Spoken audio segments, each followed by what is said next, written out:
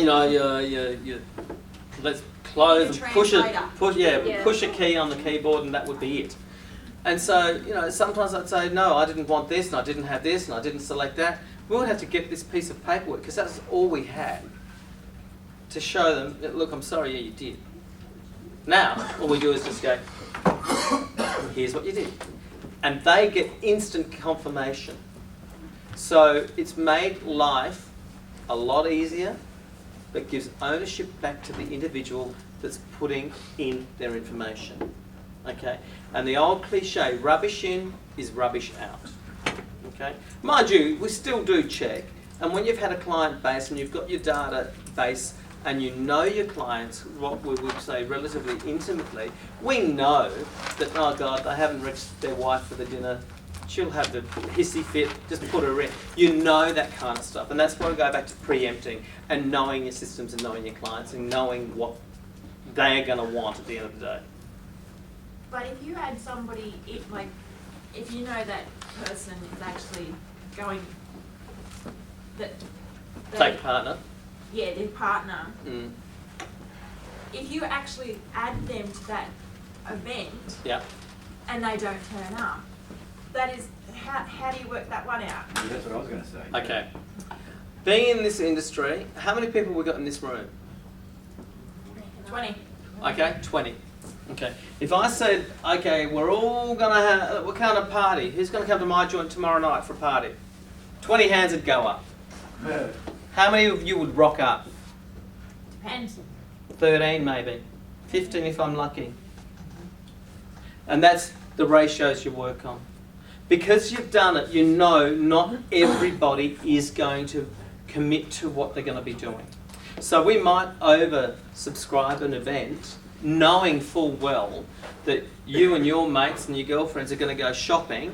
You don't want to go to this dinner because it's everybody I know and I'm going to go shopping. And the guys might go to the casino, there might be 10 of them, depending on your destination. But you know there's going to be a wash, what we call a wash. So you just gamble that. And at the end of the day, if it did, and the issue, you've got to take responsibility for that. But what you're trying to do is, number one, please the client.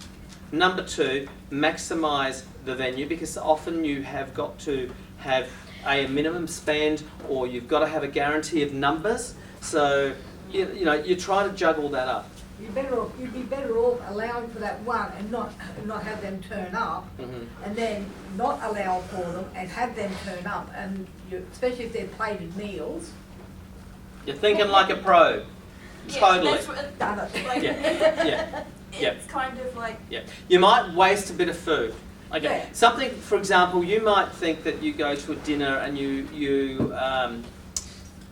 okay, we go to the local tavern, and there's you might pay $25 for your steak, and we all do it. We all think like this. That you're expecting a $25 piece of steak. Well, you're not, because you've got costs that have set up to get it to that sell price. So that $25 piece of steak, really in actual fact, may have only cost $7. if that, yeah. So, you know, when you're looking at it, you're not wasting that much. That Only a portion, $25 but for that plate would yeah. also include all your vegetables and everything that's on there as well. Yeah. Yeah, as you said, it doesn't actually cost that much No. to plate that food. Yeah. But you've got staff, you've got time, you've got to allow for Exactly. all of that. Yeah. And also, if you've got an event that is like that, and they did rock up, and you've probably all seen it at somewhere along the line, and probably we're a little bit more in tune to it.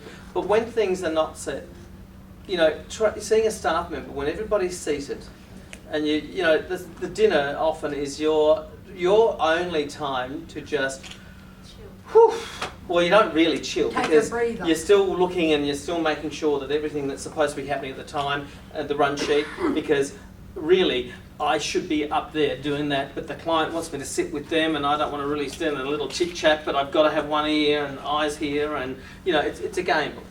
But if somebody did rock up and the tables are all set and you've got a staff member that's walking through the people with chairs and tables and you're pushing everything away, you're better off having one seat vacant that hasn't caused.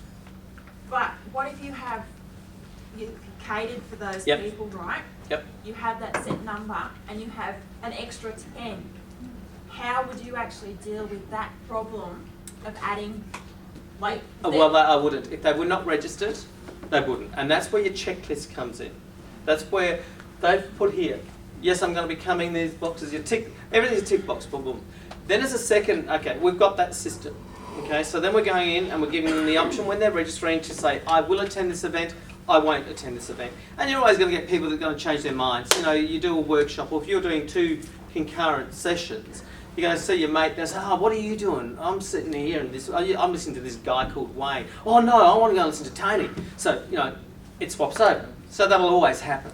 But you've also got medical conditions and everything can come into play. Oh yeah, but that's all that's also their own responsibility. We make sure that that's actually listed, because we've got to load it, yeah, but we've also got to notify the supplier as well, the venue. But if 10 people rocked up, they're not on our in our system. We've got the guys when we're doing it, particularly with the coach transfers and things like that. You've got your pickup points, etc., etc. The staff are then all issued with a manifest, so we know exactly. And when we're doing major events, you have a ticket. So your first port of call is we know who's going. We've confirmed with the venue X amount of people. Take your ticket with you. If they don't have a ticket, then our backup is their names. Okay. And if they haven't done that, they're not on the list. That's when it becomes a communication between all the staff, whoever's managing that event, to say, okay, am I going to take the gamble and let these guys go on, knowing that you guys are at the casino. I've seen these guys at the bar when I left the coach. It's like seeing everything that's happening, watching things. You know, you're not a spy, but really you are, to make sure that I can take that gamble, because you don't want, people annoyed or because they couldn't go to the dinner. And sometimes people genuinely do think, oh, I thought I ticked that box. That's what I meant. That's what I'm saying. Oh, okay. Yes, I understand that. I thought I did, yeah. But when I got my confirmation letter at my final submission of click here to submit, it comes back to me, to you, who's entered all that information, saying, okay, my name, my address, I've registered for that, I'm not registered for that, I've got my accommodation, I'm not for that. So you know what you've done. You know, so it goes... What you think you've done. Yeah, exactly right. And hey, I don't read every piece of paper. Exactly. You know, I didn't even read my brief that was given to me to do this. I didn't. You got to become the king of crap. But like, as I'm saying, you've ticked that first box as to say you're going. Yeah. But down the track, there's been a communication breakdown with the internet or something, and it's come back and turned around and said you're not actually registered, but you still get that confirmation letter. Well, you've got generally up until a certain time where, say, on site at the beginning of the conference, they get their pack and there's no ticket there. We generally don't confirm final numbers till about 3 days before a dinner. So you've got a little bit of leeway there to go, all right, you need a ticket, we'll put you in, and then you can manage that. How do you, like with me, I'm going to have 32 sponsors. Yeah. Actually more than that, about 40 sponsors all up. Mm-hmm. But I've also got to make sure everything's running as well. As it should, yeah. As it's going, so how do I've only got a 3-hour window. How do I do that? How do I go and make certain... Clone yourself. Yeah. That's all you can do. Or you have your support network. You have, family members, or you have mates that are involved in the fundraising activity. You've got to have clear guidelines. So you're obviously the organiser, and you've got your support staff. Use them, and don't be frightened to tell them that this is what their job is. Right. At the end of the day, you're coordinating. Okay. I cannot be everywhere, although people think you are. Okay. You just cannot. There's one of me. There's one of me. But that's where you need your staff, and that's where you think. and you empower the people. You know, just make the decision. Like, you know, your responsibility. And my whole philosophy always is you never make a wrong decision. You only make a decision given the information that you have. Okay, it's not wrong. Given the data or the information you have, you made that decision. If you don't have all the information, well then that's once again your fault because you haven't asked the correct questions and got all the information. But you can't, you know, be in two places at once. It's an impossibility. Communication, and that's where these are fantastic. We used to, many years ago, we used to walk around with walkie-talkies, you know. Still doing a couple of. Absolutely. I'm not going to go to the Madonna earpiece because I don't think that was a bit, you know. But you go. It's also where your run sheets come in. Yeah, your run sheets. So you have every single little thing that you need to do or that needs to be done for the event, all your timings, when it has to happen, and even down to who's doing it. And everyone has the run sheet, so everyone knows, and you're all on the same page of what's going on and what needs to happen at what time. And venue communication is really, really, really important. And I didn't finish that sentence going back way earlier. I was talking about running behind schedule. Okay? Your your morning refreshments, oh, that's okay. You know, you can run 5 minutes. That's okay. Your lunch might run an hour. Okay? And your presenter is going on 20 minutes longer. You've got to let the kitchen, you've got to let the hotel know that you're running behind schedule because the food can't be out there for an hour.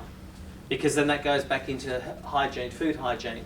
So they won't let the food hang around. So you've got to make sure that you're communicating with the venue to keep the kitchen in the hot boxes or whatever the catering is, in the refrigeration or hot boxes, to make sure that it's going to coordinate at the same time.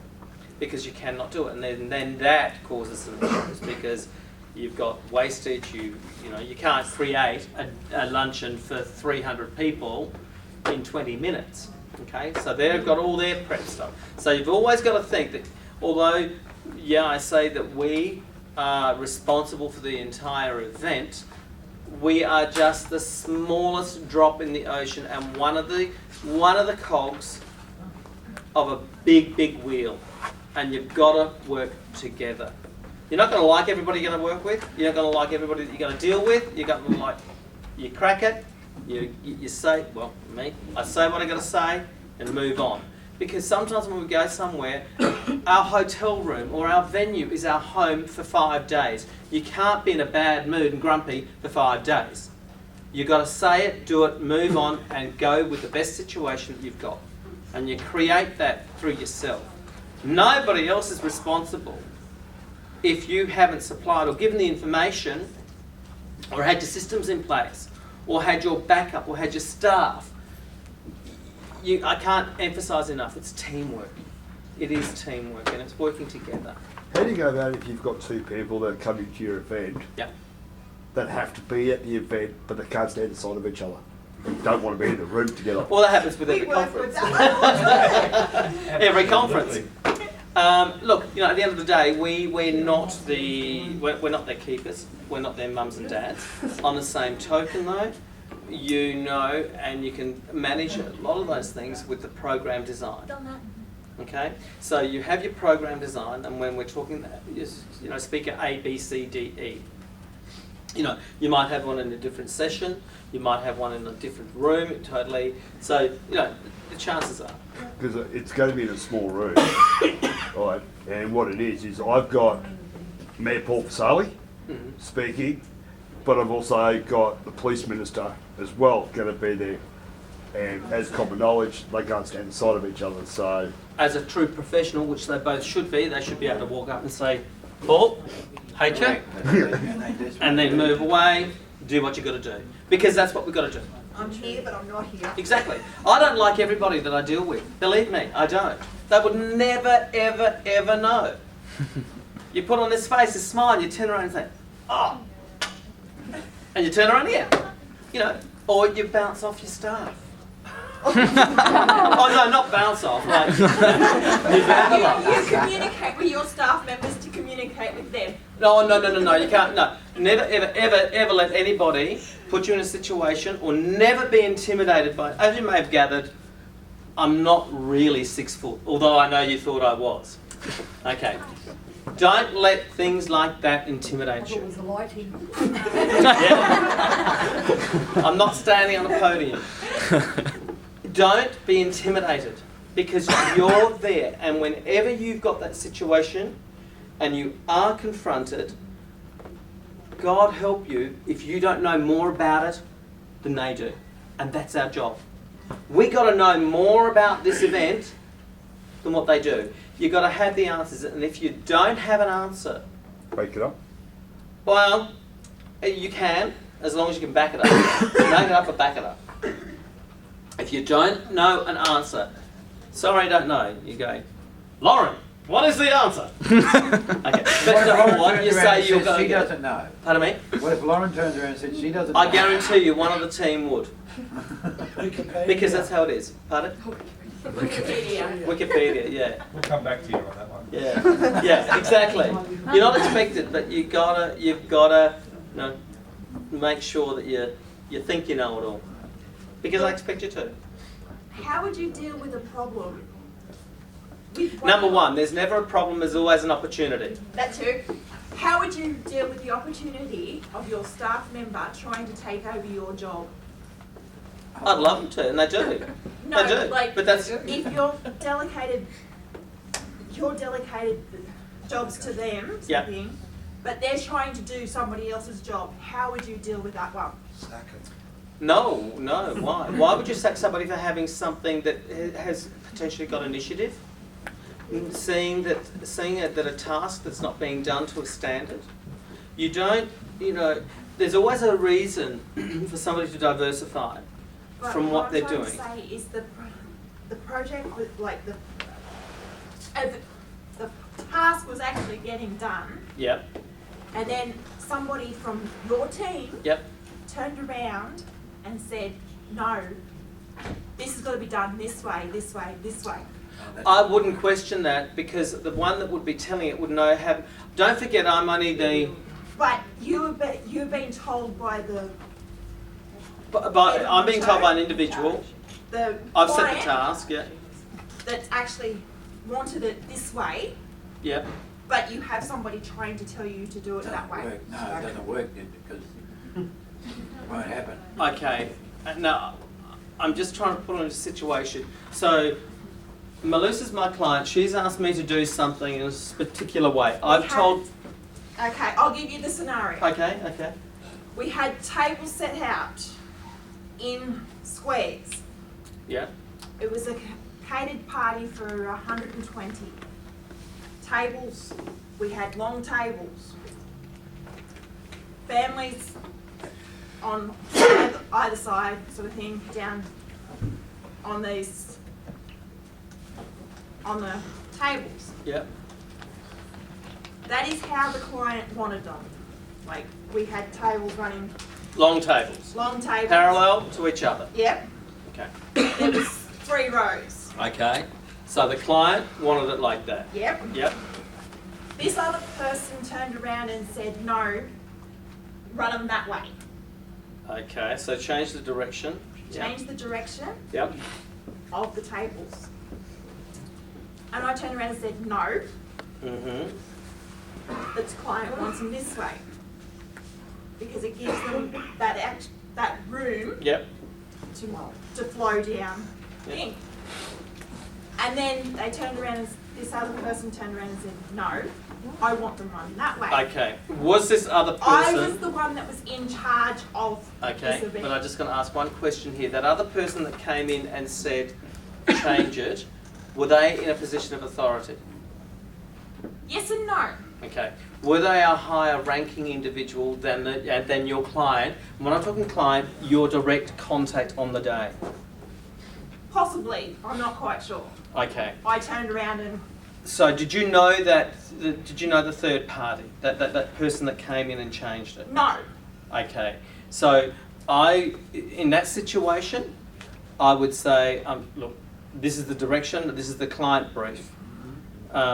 I'm sorry, I've not dealt with you. I've got to take directions from my client. Please, let's get together. It depending on what time you've got and things like But that. like, I had set this Yeah. event up the night before. Yeah. Oh, hey, that doesn't matter. And Makes no diff if you're the client. Walked in there. Yep, and they can change like that. Oh, I've done it. I've done it. No, but the client didn't change it. No. This other person Wanted to change it. Okay. went ahead and changed this. Well, that's beyond your control. That is totally beyond your control, and that would be probably a potential issue and maybe egos or a hidden agenda between those two individuals. You unfortunately was When a you take it back to the actual well, you were a client, pawn in I the. did take it back to the Yeah. actual client. I actually had to spend another hour Yeah. rearranging the table back Yeah. the way I had them Yeah. put. But that's your job, if you're the Yeah. organiser. Yeah, then you've got if you've got two parties that are not talking to each other, and that's what I've said. One thing I said is communicate. Those two weren't communicating. You were given a direction, or an instruction, or a request, whatever you wish to call it, by the direct Client, yeah. contact. Okay, so that's the only person you should be dealing with, and that's like working in a hotel. It's like, and that's where you have your channels of communication. If you're dealing with the catering, you go to the catering manager or you go to your conference coordinator. You don't go to the front desk and say, oh hi, I'm up on the level 2 and can you tell somebody I need something up there? You don't do that because it's not the chain of command and it'll get lost. It's like Chinese whispers. You are introduced when you go to an event or what we call a pre-conference meeting. You sit down, you chew the fat, you run through everything, the run sheets, your timing sheets, your breakouts, your everything that the hotel is responsible for. And you run down, and sometimes that can take an hour because we give stuff constantly to the hotel or to the venue before we get there, okay? And sometimes it can take 3 or 4 hours, depending on how much information there is, how complex the event is, etc., etc. So everybody in the room, and sometimes you can have just the catering supervisor, maybe your rooms division manager. Other times you have the general manager, you have your rooms division manager, you have your front office manager, you have your concierge. You can have chef. You can have heaps, depending on the complexity or how you've communicated to the venue before, or whether you've used that venue before. You know, if you use another venue, they know how you operate. And going back to that situation, you were simply a pawn, and somebody was trying to their but ego. That was it. It was just somebody that. But number one, I would never deviate from my client's direct request. And your client gave you a direct request. The individual that came in. It was they were invited to the. Yeah. thing. But you know the situation more so, that the technical and the process in which they handle that. You've got one person that you're dealing with. That's the person you take direction from. It's like having a group of 8 staff on an event, or 6 staff, or 2 staff. There's only one leader. There can only be one leader. And I don't like that term because there's no, we work together as a team, but there can be only one person that can say, okay, this is the next step. This is what is required. And with your policies, with your procedures all in place, it's it's not questionable, or it's probably a non-negotiable aspect. Certain elements, A, B, C, D, E. You're the head. You're not a leader, you're the head. Yeah, well, no, the guys are the head. I'm only the person that sits there that makes it look good. They come up and thank me, and I say, well, don't thank me, thank the staff. Because without my guys, without my team, I wouldn't be here. Yeah, sure, I've got a lot of knowledge and all of that kind of stuff, and I've worked the tools and been in the industry, and la la la la la la. But you need to surround yourself with good people. Regardless of anything you do in life. Good people. Positive people. People that are going to tell you can do it. Not people that, you go to an event that can't be done. As I said, no is not in an event organiser's vocabulary. And if they've got it in, they shouldn't be in the industry. Flexibility. Yes. I got a question that's basically I figured it from what she's saying. I don't know the name, so. Yeah, it's Oh, Laura. Oh, sorry. As you've appointed delegated jobs Yes. and that, and the person that's doing the job is doing it correctly, you can't argue. But the other person jumps in on their job and decides they want to change it, yeah, they're not delegated, you did not delegate them to be a part. The first person's doing for you, and the first person's going to get aggravated because they know they're doing it correct. But the other person reads it different to the way it Okay. they do. What you're doing there, though, is you're bringing in two situations and two scenarios. You're talking teamwork within the group, the organisation. Okay, myself, the other staff members working together. But the situation here was not a staff member, it was a client coming in. So they're two totally different It scenarios. This was is my just another question. person that was invited to this event Yeah. that decided, no, didn't like the tables this way. I want them to run that But you know what way. you do? It's obviously eaten you, and it still is. No, not You've really. learned from it. No, but you've learned from it. Yeah, Was it a positive outcome? it was. Okay. Yes, you had that After I extra spent hours. the Yeah, extra- the extra hour. Labour is something you can never, ever reclaim. Or the hour, you can client- never reclaim. The client wasn't happy with my extra time added to the bill, but Yeah, but at the end of the day, that's something that is beyond your control. Yeah. As I say, you had one direct client, one direct link of communication, and somebody else came in, threw a spanner in the works, and then caused the scenario. it was a family feud and they just decided they wanted to change everything Yep. around and Yeah. blame me for it. Of course, of course. There's So, nothing unusual for my family. absolutely not. It's a trouble when you deal with the public. You have to prepare for that situation too. Yeah. Every public's like restaurant, running bar, running all kind of transport. You deal with all that people as well. So when you're ready to prepare to work with the public, you have to get ready for extra time and extra talk. To be honest, it's not like you go in there, you manage your time. Of course, you might say, oh, 1 hour. It could take you 3 hours. That's what the public does. Yep, yep.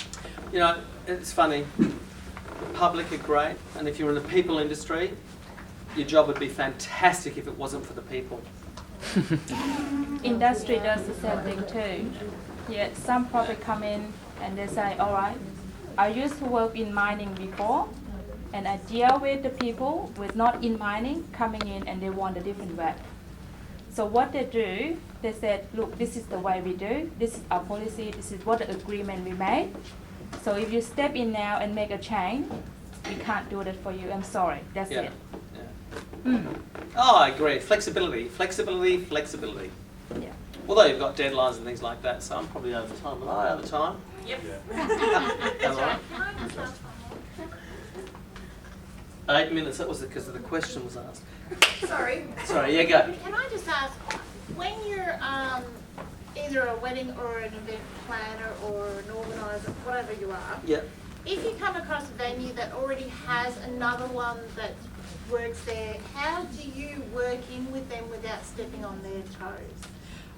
Okay, you will always have what they call coordinators or organisers within any establishment, or you should have. You don't, well, okay, maybe I'm big, bold and ugly and brash. I'm not worried about it. I've got my job to do, Yeah. and I'm employing that venue. I own that space, and I own the people within that department to make sure I get what I need because it's my client. But you don't do it as a bull at a gate. You know, you've got your own. Be comfortable in yourself to know I know what I'm doing. Okay, and quite often when you've got somebody in a situation in-house, they know that venue intimately. So you use them, you work together. Don't ever work against, because that will, you know, there was a situation where I was doing a convention centre, and they're great venues, but they are very heavily governed by, you can't walk 2 metres there with when there's a cherry picker, a cherry picker goes up and does all the banners and stuff like that. Can't walk there, and we've got the bollards, and you got to get to a client, something's happening, you got to go. Well, there was a situation where one person that was on the floor that shouldn't have been on the floor, it was a back of house person, spoke to me and said, I will make your life hell. Well, Really? Yeah. What'd you do in turn? Did you Well- say, I can return the favour? No. You never retaliate with a negative like that. I just happen to know the general manager of the convention centre exceptionally well. So you could turn the favour? So I just went up and I explained that I didn't see that person again. Ow! Okay, so there are situations where everybody wants to rule the roost, but, you know, flexibility, And communication. yeah.